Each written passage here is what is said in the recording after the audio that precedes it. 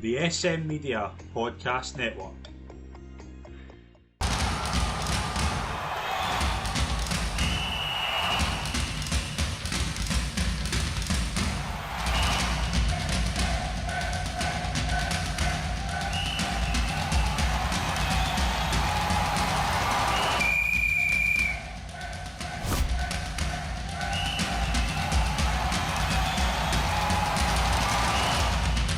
Hi folks, and welcome to the latest episode of the Ref's View right here on SM Media. I'm Scott Pike. It is always a delight to be your host as always, and we are back and we are ready to go. 6 games, an incident in every game.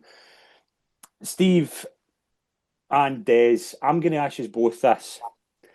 Have you ever seen the commentary? I think it's an American journalist who was talking about when Donald Trump first got in. They said it's bad for the soul but good for business. That's kind of where I feel at the moment with SFA referees. It's not good to talk about because we're calling out bad behaviour, but we're getting the views and we're getting the followers because we are calling this out. And we have to call this out because it's every single week. Yeah. And I'll maintain my stance. Some of the things, and we'll talk about some of them today, some of them are inexplicable. But we keep saying it, it's the same people making the same inexplicable mistakes in the same high-profile games, but they keep getting those games. So there's only there's limited things that you can take from that.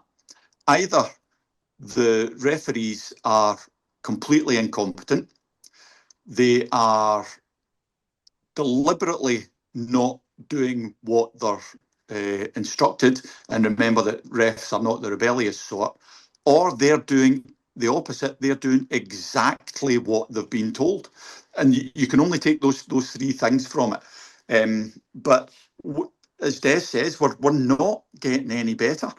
And I think every week I mention this Atkinson guy at the SFA. Where is he and what is he doing? That's especially one of the decisions at the weekend. VAR, whoever is managing VAR, and these things are happening every week, they've got to be held accountable as well as anybody else. It's inexplicable. Des, the big issue is that these are 6 games that we're going to talk about. We're not going to hear from the face of the operation for a month until he does his wee video that we spoke about last week is doing him more harm than good. We aren't getting the explanations here. We're kind of not us specifically, but like various platforms are talking about the one thing. We're not any further forward with some of these decisions on what are they actually getting decided on. Yeah, I wouldn't disagree.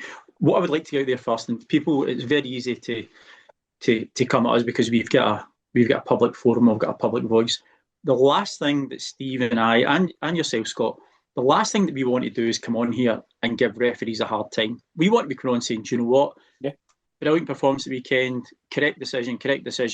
This is why he is now the top referee in Scotland. This is why he's now getting UEFA. We want to get there and promote our guys and see when they do make a big decision, we will, and we have done. I just feel that we're at a stage now where I also think that the morale amongst the referees at this moment in time must be pretty low. That's what I was just going to actually ask you. I think that would be, as a player, as a referee, as a human being getting up in the morning, if you've got a bit of confidence going into your work, then there's a good chance that you're going to have a better day. That's exactly the same as the referees. I just think at this moment in time, we always hear our head refereeing talk about coaching and learning points, and we'll use that. I'm not seeing it being used. I'm just seeing, and we'll come on to one later on, I'm just seeing more and more disjointed performances and more errors getting made. And the fact that we don't have any referees at latter stages of European competition is pretty much testament to that. It shows you that our standards are falling, and since Willie Collins went in there, I think we've went backwards. Well, all of this lies full square with the SFA and with the refereeing department. Yeah. Any coach worth his salt is going to see a reduction in mistakes and an improvement in performance. We are getting the same things every week from the same people, and those people keep getting games. That's the SFA. Yeah. Let's get into the 6 games over the weekend. We'll start with the one that I would say has probably gained the most traction, which was the incident at Ibrox. Rangers 2, Livingston 1. Livingston have a penalty claim. It definitely, one thing we can definitely agree on is it hits the hand of Emmanuel Fernandez. You guys know where my loyalties lie. I don't hide the fact that I support Rangers, and I've never had the fact on that. What I'm going to say here is going to be taken as very, very mixed in certain departments. When I first saw this, I thought it hit his thigh. I thought the way I looked at it from my side, when I sent it into our group chat, I thought hit his thigh, is it a penalty? We kind of thought yes and no. We all kind of agreed. And then later on, there was a different angle where behind the goal, it definitely doesn't hit his thigh. Yep. Steve, that being said, this is a stonewall penalty kick because Emmanuel Fernandez's hand is in a completely unnatural position, and Willie Collum himself has specifically said, if there's a body contact before it hits the hand, if the hand's in an unnatural position, it has got to get given. So why is this not a penalty kick? I have absolutely no idea. No idea whatsoever. We're losing track on what is and what isn't a handball. And the only clarity, and we'll even use Mr. Collum's word, transparency. The only transparency that we will get is if he comes out and says, that's a stone wall, barn door, whatever your adjective is. That was a clear penalty. That's the only transparency that we'll get. It's the only explanation that's acceptable. We posted, I think, several angles over the weekend of that. None of them showing any contact other than with the hand. And we even had people saying to us, oh, you're only showing certain angles. We showed every picture that came to us. There was no contact with anything other than his hand. Was it Ross that was the ref? Yeah, Ross Hartley. Aye, we've all missed things. And, he might have thought, he might not even have thought that it hit his hand. The ref's in a difficult position. Who knows what angle he was looking in at. It was kind of sidey on to the assistant, so he might not have known what was going on, although he might have been a better place to see that there was a deflection of another body part. It's inexcusable that VAR look at that and say that isn't worth a review. Mm-hmm. God alone knows what VAR was thinking and what he saw. That is inexcusable that wasn't sent for a review. God obviously wasn't VAR. But then again, Des, I'll tell you a wee joke, right, just to lighten the mood a wee bit. What's the difference between God and VAR? People believe in God. God doesn't think he's VAR. But that is the problem, though, because literally minutes after the incident, I wasn't watching Open All Mics. I very rarely do, but they had something from the VAR audio that John Beaton had ruled that there was contact with the thigh, therefore, no question, it's not a penalty. Marvin Bartley was on Super Scoreboard last night, obviously the Livingston assistant, and he was told during the game that the hand was deemed in a natural position, Des. So that's what he was told by the referee. What he was given by VAR. So you've got the VAR audio telling one department one thing and the coach the other. It's just... Do you see where I'm getting at of just gobbledygook nonsense of what is it? If he's given two different answers, in fairness to John, who I think get this totally wrong, what is he to believe? What is he looking for there? We're almost getting back to the old Doogie case, aren't we? When different stories are getting thrown out. Now, I can't vouch for what was said. I've got no reason to disbelieve Marvin Bartley. What he's been told, I've also got no reason to disbelieve what anything else we said, because obviously we weren't party to it. But the crux of the matter is, this is a clear handball. There is nowhere that it touches the body. And like you guys, I'm at work with people of lots of different teams they support. I haven't found anyone who sticks up for that decision to say that there's there's been a deflection on it. I was sent a clip from Dermot Gallagher on Sky Sports Ref Watch as well, and Jay Bothroyd. I'm sorry, it is wrong, entirely wrong. And when you look at the penalty that was given in the Celtic Kilmarnock game earlier this year, which people spoken about, where the ball comes off somebody else's body and hits you, and it's given. I'm sorry, I think that's probably as bad a VAR decision as I've seen.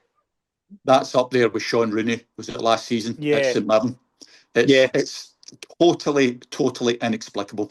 I keep saying it. The ref can make mistakes. We all do. Gets one look at it and he didn't see it right. Yeah, not a problem. Everybody makes mistakes. But Wally set the tone though, because he said with this, I think it was St Mirren Hibs early in the season. There was a similar incident where I think it came off the player's chest and onto his hand. I think, and they judged it to be a penalty because of where his arm was in an unnatural position. And Wally said these will get given. So Wally is on his wee programme telling everybody the rules, and John Beaton's explaining to somebody that's not a factor. Yeah. Or apparently, I'm not confirmed, but that's okay. what Yeah, the BBC came out said. But that again, though, how is there two different departments here? I don't know for a fact if it hit his thigh or not, but it's irrelevant because the hand is in an unnatural position. Therefore, it's a stone waller. It's an absolutely ridiculous decision. Yeah. It's clear a penalty as you're going to get. And I like as well the fact that I know a lot of Rangers fans talk to a lot of Rangers fans. Not one Rangers fan I've spoke to has said that this isn't a penalty. That's got a subjective mind. Anybody I've had a couple of the harder thinking that have said it wasn't a penalty. You're always going to get them. Whichever flavour. But everybody who's functional has all gone, what the hell was that? And one of the arguments I've seen that I totally disagree with is this should be a watershed moment for VAR. No. There's 7 or 8 before that. If that's the road you want to go down, it's a waste of breath anyway, because VAR's not going away. But this is a perfect example of this isn't because the angle's wrong here. This is a ridiculous call because whoever's in the VAR room has got this wrong. That's not the technology to blame for that. No, it's not the technology. This argument to get rid of VAR is ridiculous. Yeah, we argue that the technology isn't up to the job for offside. You can argue that. But see, and things like this, it's not. The technology showed you everything you needed to see. And God alone knows how anybody could think that wasn't worthy at the very least of a review. And I'm saying at the very least because it's such a the phrase clear and obvious error. It's a staggeringly bad decision. Well, do you know what? I'll nail it then. I will nail it. That is the worst VAR decision I've seen. In fact, I would say that's the Sean Rooney one was a bit of a, but that's every bit as bad. But John, what John can do there though is see if John is even the slightest bit unsure. He can say, "Aye, come over, Ross, and have a look at it and see what you think," and work something out between them. And then John's not making the decision for himself. Just because he's calling him over shouldn't mean it has to go overturned. That's what I don't understand about VAR. John's been judge and jury. What you think? Aye. John's been judge and jury on that one. It doesn't lie on Ross Hardy. It lies on John. It doesn't lie on Ross Hardy. It's not Ross Hardy. What I'm trying to say is, though, is if John is even the slightest bit unsure of that, bring the referee over and have a look and have a conversation and go, what do we think is the right line here? Yes, we'll hear the VAR audio. It'll probably sound nonsense, but it's going to sound less nonsense than one person just completely making a call. That to me is the wrong use of VAR. Oh, absolutely. The reverse of what you're saying, though, is if he has looked at that and he has to review it himself without anybody else reviewing it. If he has to review that himself, he has looked at that repeatedly and doesn't see that as a penalty from different angles as well. How? I just cannot fathom it. It's beyond it, and it is race to the bottom. But him and Sean Rooney.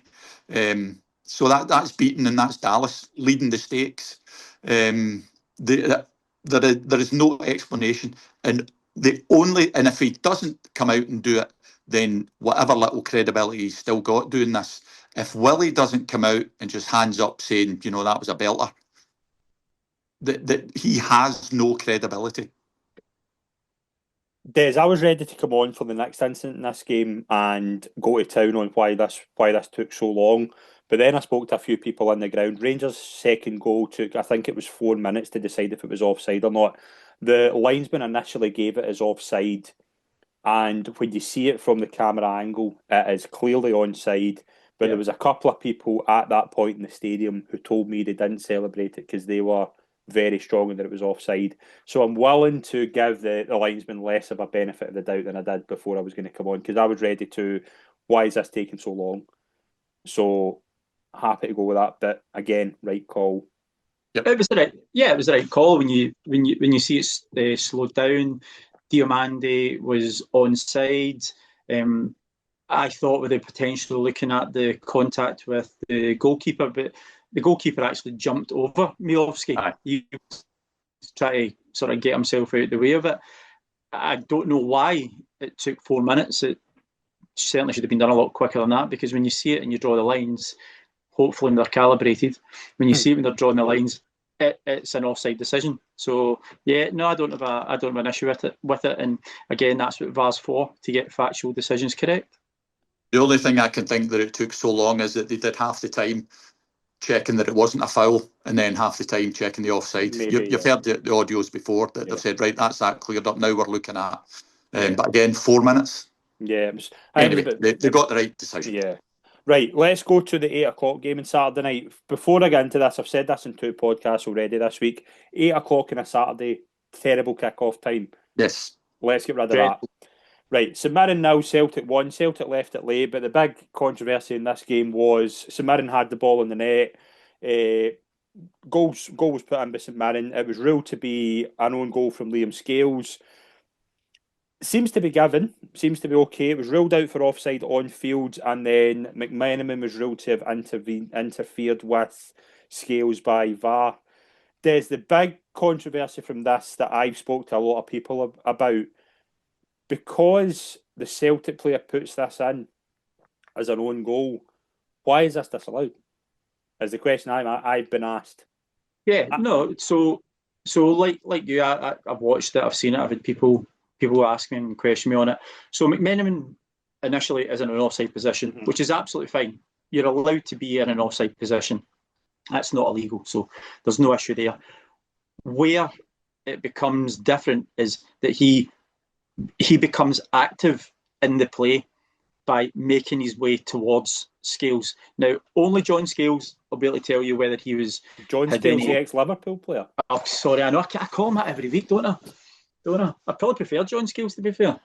Liam Scales is the only one that can tell you how much of an impact that McMenamin has had on it, is in his peripheral vision. But I can accept, and I'm not doing the whole Willie, we can support... Des Roach, I can support that decision, and I can accept, not even support it, I can accept that decision, because McMenamin has made himself active by moving towards the Celtic player, who then obviously puts a ball straight into the top corner. So I'm okay with it. I can understand Stephen Robinson's position. I can understand St Mirren supporters' view on it, saying, well, he never touched it. Scales was striking the ball anyway. The only person that can tell you 100% the involvement is Liam Scales, but I'm okay with that being given for an offside. So you mentioned obviously what Stephen Robinson said, Steve. He says Conor McMenamin is not in line with the goalkeeper, does not touch the defender, Liam doesn't see him at all. That's not a factual decision of offside, it's a subjective decision, which the referee should be called over for. I'm sure they'll create some sort of name for it. Arguably one of the reasons why we are where we are in the league when all those small margins go against you. I can sort of see where he's coming from, but the way Des has explained that is sort of where I'm at. I'm absolutely fine with it when I've heard why it's been disallowed. Yep. Now, if I was a St Mirren supporter, and to be fair, Des has really been quite magnanimous knowing his allegiances to his hometown team. If I was a St Mirren supporter, I'd be blazing about that as well. But it doesn't take away from the fact that it's the law, and it is factual, despite what Stephen Robinson said. It is factual. He's in an offside position and he's interfering with an opponent or the ball. You know, that you might keep saying it, the law might be an ass, but it's the law. So, and it's irrelevant that Liam Scales planted one in the postage stamp corner. That's got nothing to do with it. The law doesn't mention whether somebody scores a beauty of an OG or doesn't. It's offside. I know it'll hurt St Mirren supporters, but it's offside. Yeah, one of my favourite sayings when you say that, law is an ass thing. I love when you say that. It's hilarious. Right, so that's the two games, obviously, that kind of probably garnered the most. Well, one at the end, but go to Hibs 2, Dundee now. The one incident on here was Rocky Bashiri on Yagani. Yagani is booked for simulation days, but I actually think this is quite harsh to be booked for simulation, because I would say there's contact. Is there a case for a penalty? Is probably a different discussion. But I think it's harsh to book him for simulation here. Do you know what? I'm looking at my notes from the game here, and I don't have anything in it. So it was inconsequential. It doesn't. I can't even remember it jumping to my mind. So no, I can't really comment on that one, to be fair, Scott. I've got it here. Hibs Dundee, Kevin Clancy, nothing. Okay, Steve, did you see it? Yeah, I'm with you. I think it was whatever phrase we use, a coming together, a football incident. They were both at it, 6 and 2 threes. Now we are always quick to say that people who simulate, people who dive, should be red carded because it's cheating. That's awfully harsh to brand the boy a cheat. I don't think that he simulated. I don't think it's a penalty, but I certainly don't think he simulated. But perfectly happy to accept that Stephen made a call. He was close enough to it, and he thought that it was. You know, I'm not going to argue with him. I don't agree, but I certainly think it's awful harsh to tarnish the boy with a potential label of doing something that's cheating. I think it was just a football incident. Well, and that's probably why Des didn't notice it, because it was totally. It was it was quite a nothing thing. The next one that I would say football incident is probably one is Kilmarnock 1, Motherwell 3. Mayo on Stamatolopoulos. Great pronunciation for me there, by the way. Well done. Well done. Nothing given, but VAR check overturned, and obviously Motherwell put it away. See, when I first saw this, I was like, that's a kind of old-fashioned coming together. I'm quite astonished this has been given, actually. I was actually, when I first seen it, I thought, okay, it's worthy of a second look. But the notes that I've got on it, I put VAR's obviously got involved. The Kilmarnock player didn't make any contact with the ball. That's where the foul occurs, and given where it is, then it's got to be sanctioned by a penalty. Is that a foul? I know that sounds stupid what I'm going to say here, but is that a foul anywhere else in the park apart from the box? Well, it should be, yeah. Yeah, I think with the way that he went in and the amount, the force that he used to do it, it's more than like when we were all playing football. You could call things a shoulder charge. You get away with all sorts of things with a shoulder charge, but not in this day and age. And I think the fact there was no contact. Yeah, the force that he used, and he didn't even attempt to get the ball. I'm agreeing that it's a foul. I wouldn't die in a ditch over it, but I'm agreeing that it's a foul. But perfectly happy for people to think otherwise. So we can support a penalty. Yeah, we can support. Yeah, that's fine. Oh, are we the royal we now? That's when we're just saying aye, one way or another. We're not saying what we agree with, but we can support it. I think we should ban that phrase. No, we're going to use it. We're going to patronise. Yeah, we can support. We can support Dundee United now, Falkirk 3. Des, can you support the Brian Graham elbow going to a VAR check and a yellow given after that goes to monitor? You know what? I think I'm really shocked that Brian Graham has been so stupid to get involved in that situation in the first place. He's an intelligent guy. I think it's a red, because he's intentionally. I don't understand why a yellow's given though. If it goes, I know. If you're given a yellow, you've seen something. Aye. So for me, then that's why are you going and throw your phone? VAR couldn't go to the monitor for yellow. Am I wrong in that? No, VAR. VAR getting him over have said you need to look at that for potential violent conduct.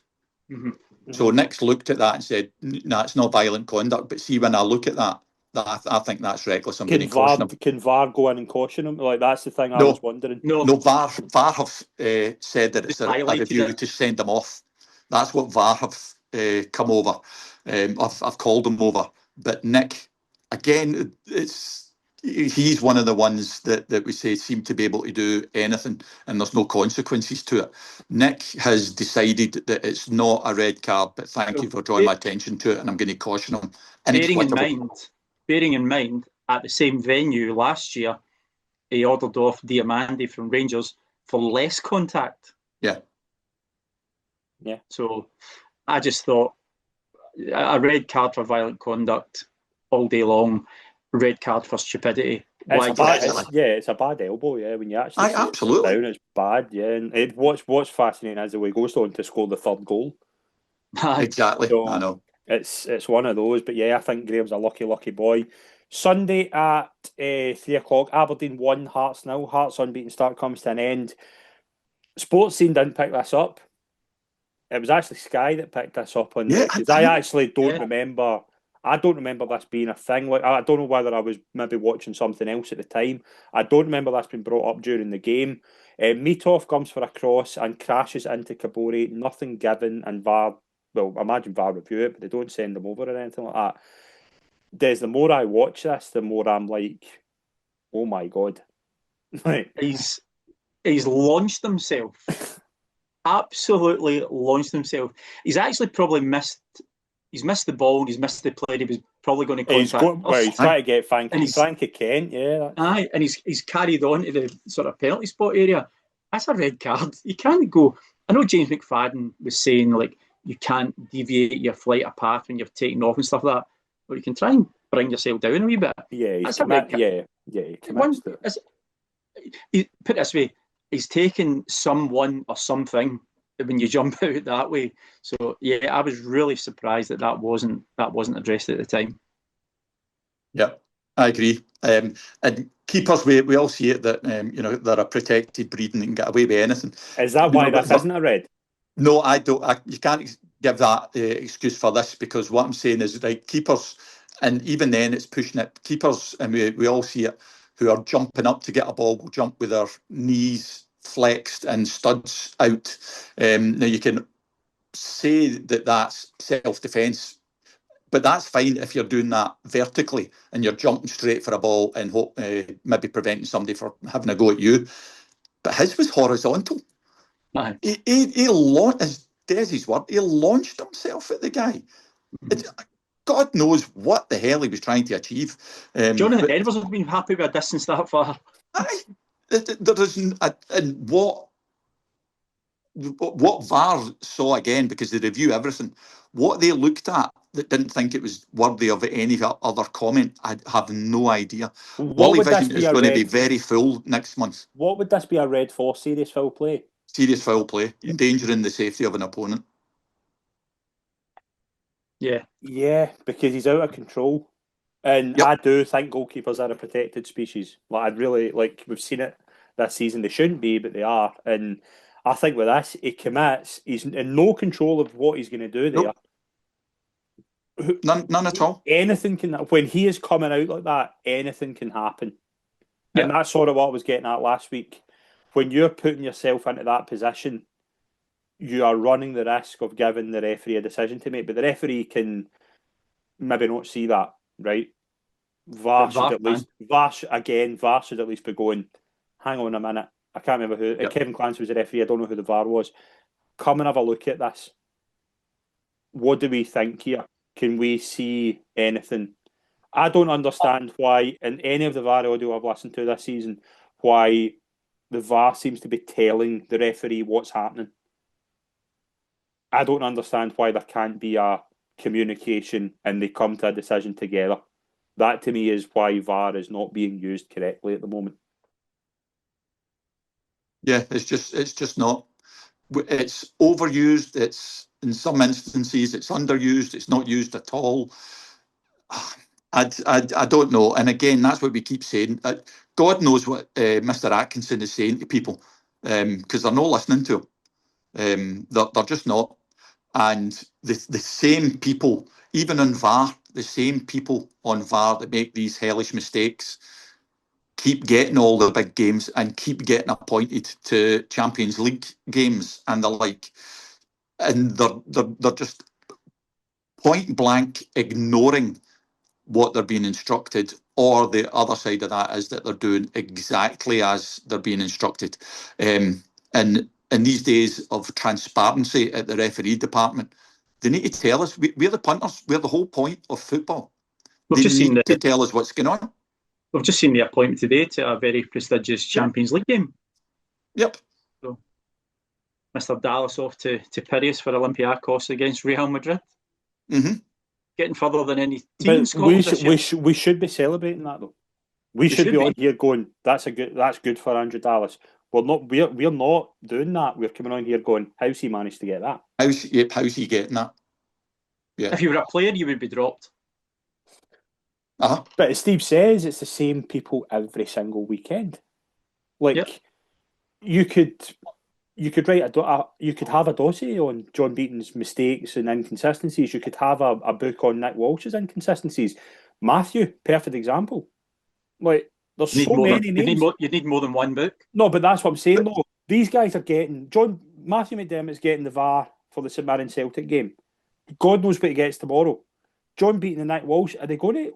What is how bad do they need to be to get completely punished for these? What was the phrase I used over the weekend to you? There seems to be no limit of the depth of incompetency that some people can plunge to, but there are no consequences to them. And Will he's going to die in this hill though, because he will. Anybody with a functioning look at this situation would go, how is this incompetence flying every week? And somebody with a fresh set of eyes would go in there and go, what on earth is happening here? Yep. How is this carrying on? And our pool is not so shallow that there aren't people who could come out and do just as good a job on VAR for the Rangers game as John Beaton's just done. But that's what we've got to look at, though. We've got to see the next level of guys coming through. So we need to try and, I know we're promoting Ross Hardy, Ryan Lee, Duncan Nicholson. These young guys have got to now replace. Just when you're saying that, did you see David Dickinson's somersault? I taught him that. It was one of the highlights. Like, even if we're bad at refereeing, at least we can somersault. That's a yellow, total dive. I'd done that in a game. I'd done that in a junior game at Vela Clyde. Did you? Aye. Over at the far side, and you know, get that slope going up the hill. Aye. Somebody cut across my back, and as I fell, I didn't even break stride. Somebody actually shouted and commented at the side of the park. But young digger, I'm sure I taught him that. Brilliant. But yes, we do need to get fresh talent in, give them the opportunity. Will they make mistakes? Absolutely, they will. Will they make less mistakes than the guys currently doing it now? Probably not. You're allowed one mistake, not 20 or 30. Yeah. Mm-hmm. What's it they say? Everybody can make mistakes as long as you just don't keep making the same ones. That's insanity. It's insanity. It is. It sounds stupid, but they are doing the same thing every week. Yeah. So I wanted to come on here over the next few weeks and start praising our guys. Let's come into Christmas. Let's see these guys do well. I really hope so. I really hope we do get to that point and we can. But no doubt we'll be back next week in the same boat. Guys, thank you very much as always. We've got a busy night ahead, but thoroughly appreciate your company as always. No, you're welcome. Thank you very much, folks. We'll see you all soon. Pleasure. See you later, guys. Cheers.